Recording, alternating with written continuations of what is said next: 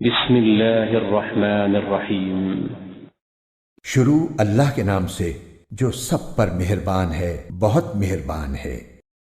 الذين يقولون ربنا إننا آمنا فاغفر لنا ذنوبنا وقنا عذاب النار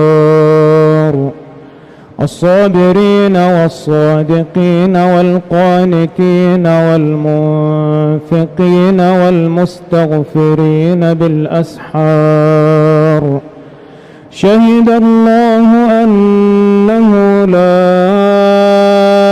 إله إلا هو والملائكة وأولو العلم قائما بالقسط لا إله إلا هو العزيز الحكيم إن الدين عند الله الإسلام وما اختلف الذين أوتوا الكتاب إلا من بعد ما جاءهم العلم بغيا بينهم ومن يكفر بآيات الله فإن الله سريع الحساب فإن حاجوك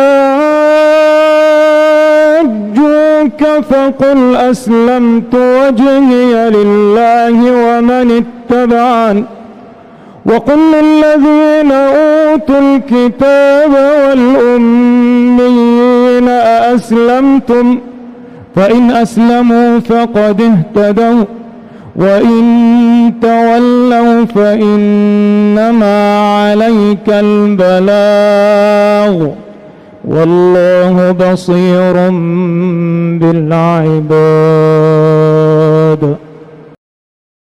जो कहते हैं कि ऐ हमारे रब, हम ईमान ला चुके, इसलिए हमारे गुनाह माफ़ फरमा और हमें आग के अजाब से बचा। जो सब्र करने वाले और सच बोलने वाले और फर्मा बरदारी करने वाले और अल्लाह की राह में खर्च करने वाले और पिछली रात को बख्शिश मांगने वाले हैं। अल्लाह ताला फरिश्ते और अहले इल्म इस बात की गवाही देते हैं कि अल्लाह के सिवा कोई माबूद नहीं और वो अदल को कायम रखने वाला है। इस गालिब और हिकमत वाले के सिवा कोई इबादत के लायक नहीं। बेशक अल्लाह ताला के नज़दीक दीन इस्लाम ही है और अहले किताब ने अपने पास इल्म आ जाने के बाद आपस की सरकशी और हसद की बिना पर ही इख्तिलाफ किया है।